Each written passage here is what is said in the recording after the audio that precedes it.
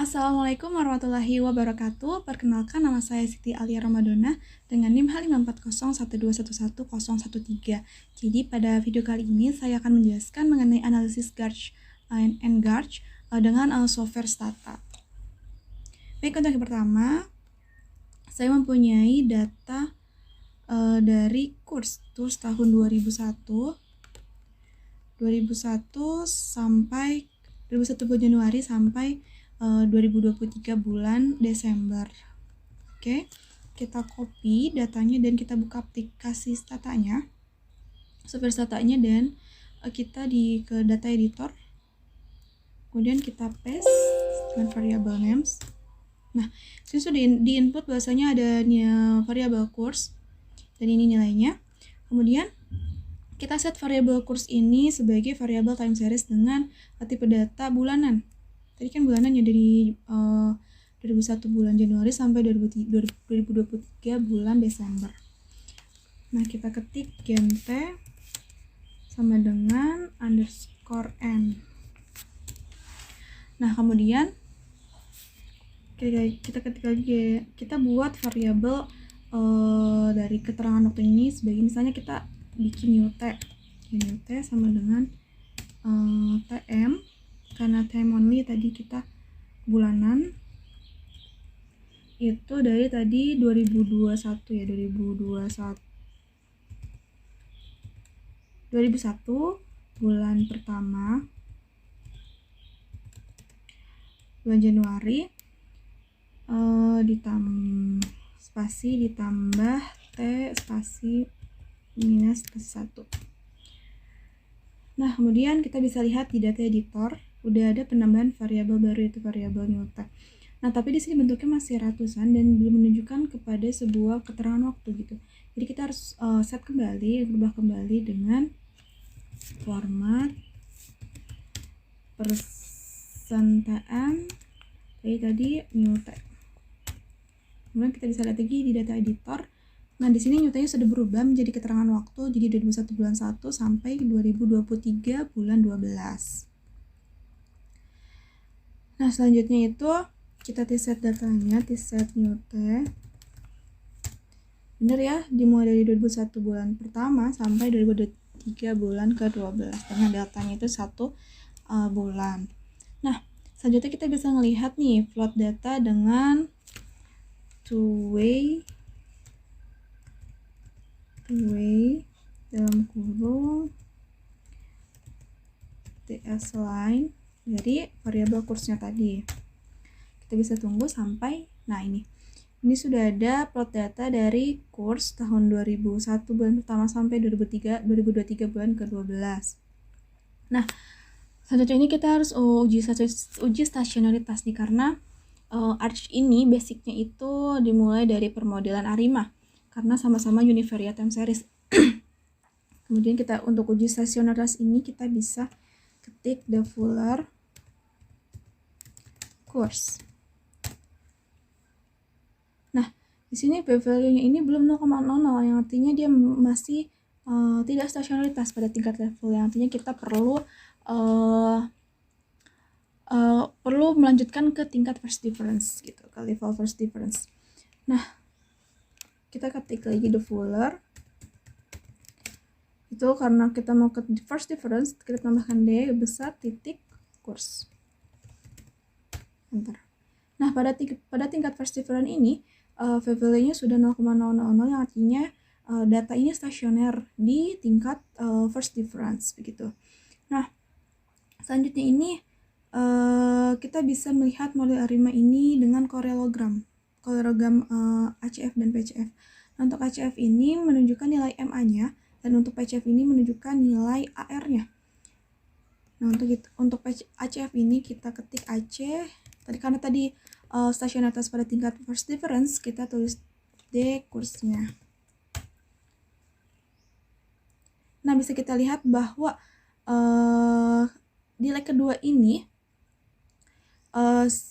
leg kedua ini sudah melewati batas, yang artinya ordo si ACF ini atau ordo si MA ini atau correlation itu ada di leg kedua atau ordonya 2. Nah, kemudian Kita lihat untuk ordo PCF-nya itu.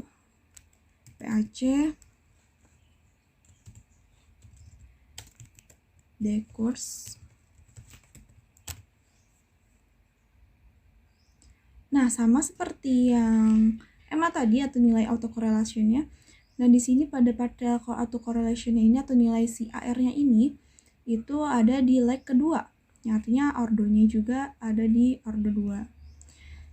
Nah, selanjutnya ini berarti tadi modelnya itu karena sama-sama 2 jadi 2 dan D-nya ini di first difference jadi 212 ya teman-teman. Nah, kemudian kita ketik untuk melihat arima dari course, arima kita kan tadi punya model 212 yang artinya ada banyak mungkin kemungkinan model lain yang terbaik dari 212. Jadi kita melakukan uji. Pertama kita ketik dulu yang 212 model yang sebenarnya 212 log.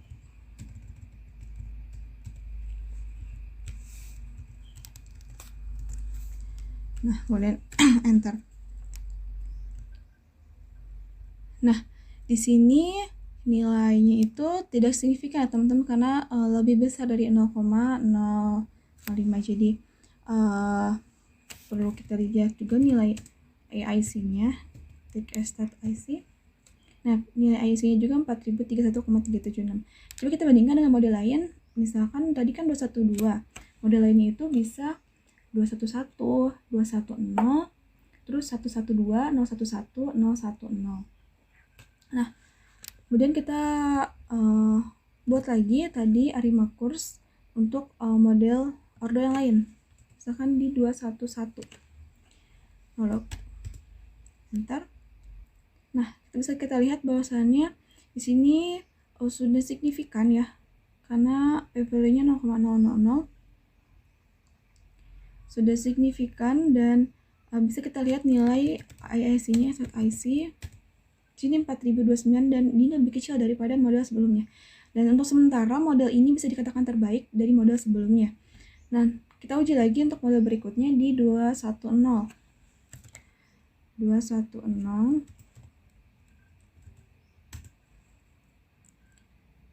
Nah, tapi di sini ada yang tidak signifikan ya teman-teman, dan coba kita lihat nilai stat IC-nya 4029,903 dan masih lebih besar daripada model sebelumnya. Jadi model ini tidak lebih baik dari model sebelumnya, dari model 211. Kemudian kita bisa coba lagi di model 112.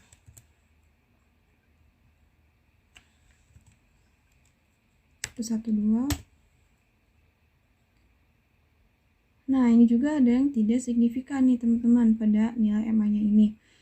Coba kita lihat hasilnya. Walaupun nilainya ini lebih 386 di sini yang tuh, walaupun lebih kecil daripada yang model 211, cuman di sini ada yang tidak signifikan. Jadi model ini tidak lebih baik daripada model-model sebelumnya. Yang artinya model 211 ini masih menjadi model terbaik. Nah, masih ada model lain yaitu misal kita ini kan 112, kita ke 011.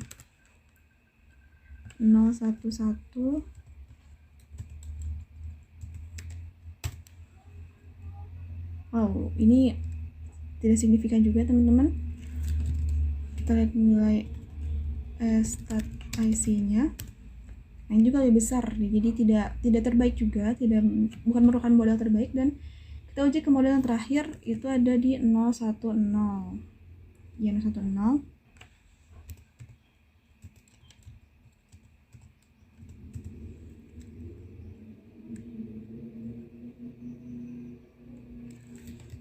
Kita lihat nilai stat IC-nya dan tidak lebih baik juga. Jadi yang model terbaik ini ada di order 211 ya teman-teman. Jadi ada di 211. Nah, untuk melihat, tadi kan IC ini untuk melihat nih goodness of fit-nya.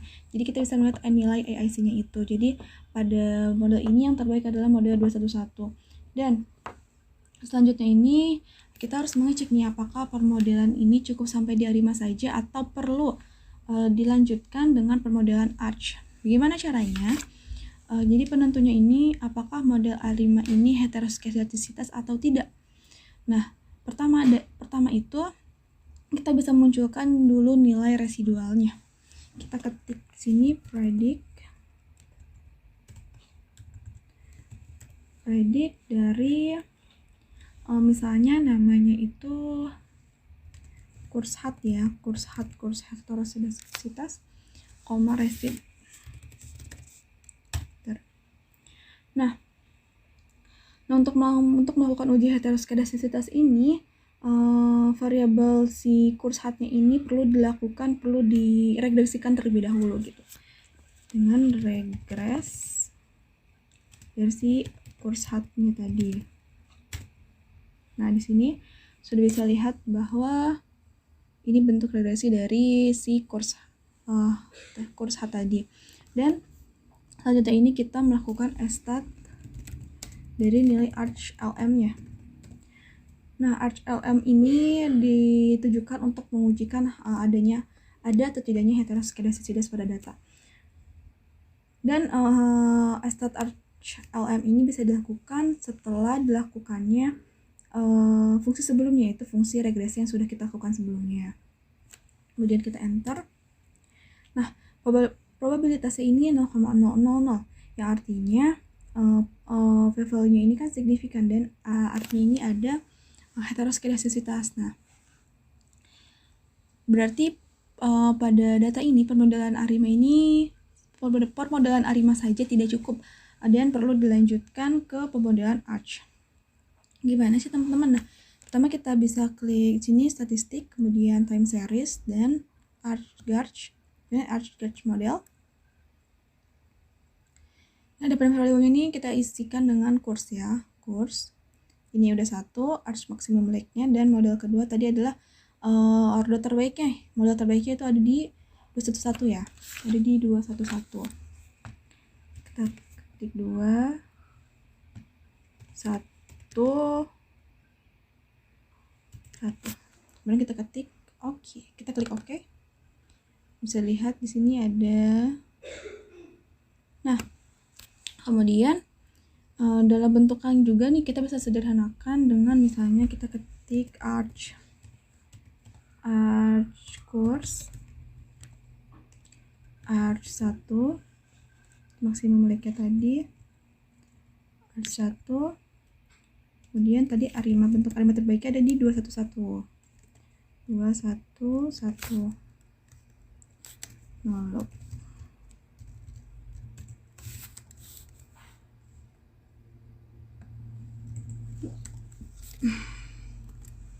Kita enter. Nah, bisa kita langsung saja lihat bahwasannya di sini arch itu sudah signifikan. Nah, untuk mempertimbangkan bentuk model yang lain itu kita bisa memodifikasi model, yaitu dengan menginput unsur gauge-nya nih teman-teman, unsur dari gauge-nya itu. Kemudian kita ketik lagi di sini arch course dari arch.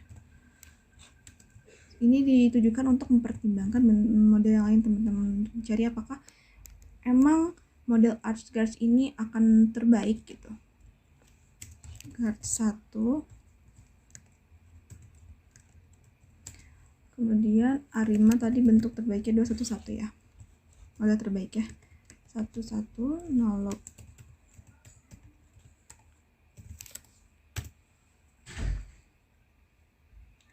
Nah, bisa kita lihat bahwa arch gauge ini sudah signifikan dengan p-value-nya 0,000, yang artinya model terbaiknya ini ada di arch 1 gauge 1 arima 211. Ada di arch gauge ini teman-teman model terbaiknya. Nah, kemudian kita ketik predict variable gauge 11 untuk melihat variance.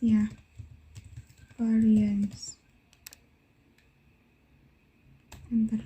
Nah, kita bisa lihat di data editor bahwasanya sudah ditambahkan variabel dari var guard 11 ini nilainya. Dan selanjutnya itu misal kita mau lihat berapa nilai simpangan baku dari data ini, dari data kurs ini, bisa kita ketik gen SD misalnya simpangan baku dari Sigard 11 sama dengan sqrt var underscore guard 11. Kita lihat di data editor sudah ada nilai simpangan baku dari variabel guard 11 ini. Oke, kita lanjutkan kembali. Nah, untuk melihat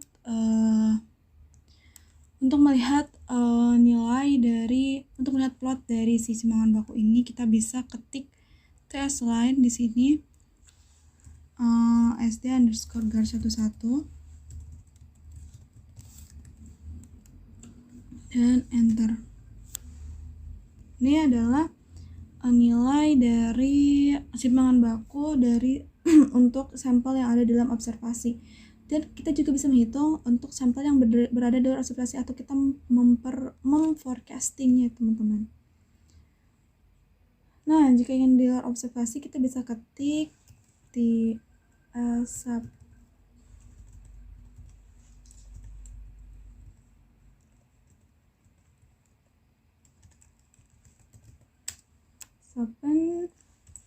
add, misalnya kita ingin forecast 6 bulan ke depan atau 6 periode yang akan datang, 6 bulan. Kita tinggal ketik 6, tambahkan add 6. Kemudian kita bisa enter, kita di data editor. Nah, di sini sudah ada forecast untuk 6 bulan yang akan datang sampai dari 2024 bulan 1 sampai 2024 bulan ke 6 atau bulan Juni. Nah, selanjutnya itu kita memforecasting, di mana forecasting ini kita lakukan 2 kali, yaitu untuk kurs dan untuk simpangan bakunya. Dan kita perlu memasukkan model terbaik dulu. Model terbaik yang tadi, yang ArchGuard 1 itu sini, guard 1 yang model terbaik ArchGuard, enter. Nah, di sini sudah ada modelnya, tabelnya. Kemudian untuk memforecast, pertama kita forecast dulu yang si kursnya. Kita predict, kemudian kita misalkan nama variabelnya itu kurs F atau kurs forecast, terus koma y dynamic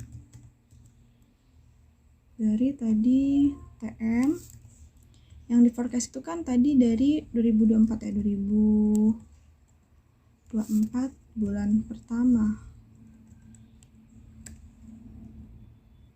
ya, oke, enter. Dan bisa dilihat di data editor, biasanya nilai kurs ini prediksi untuk nilai kurs F forecastingnya ke 6 periode yang akan datang, 6 bulan yang akan datang.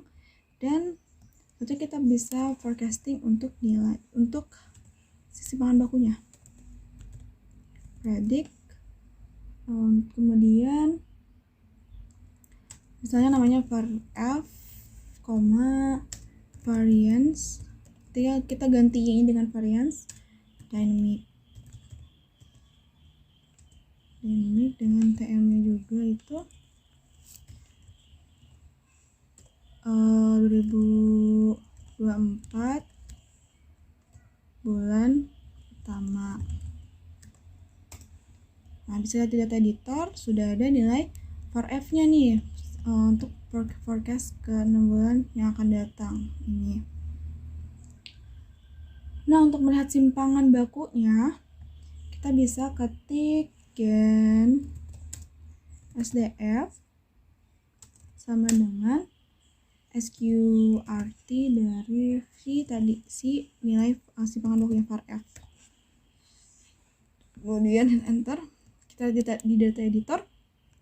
Nah, ini sudah ada nilai simpangan bakunya. Nah, nilai SDF ini menunjukkan volatilitasnya, teman-teman. Jadi ini sudah ada ya, kita mau forecast 6 bulan yang akan datang, dan ini nilai-nilainya, dan nilai SDF ini menunjukkan volatilitasnya gitu, teman-teman. Baik, mungkin cukup sekian penjelasan analisis Archgers dari saya. Mohon maaf apabila ada kesalahan. Terima kasih. Wassalamualaikum warahmatullahi wabarakatuh.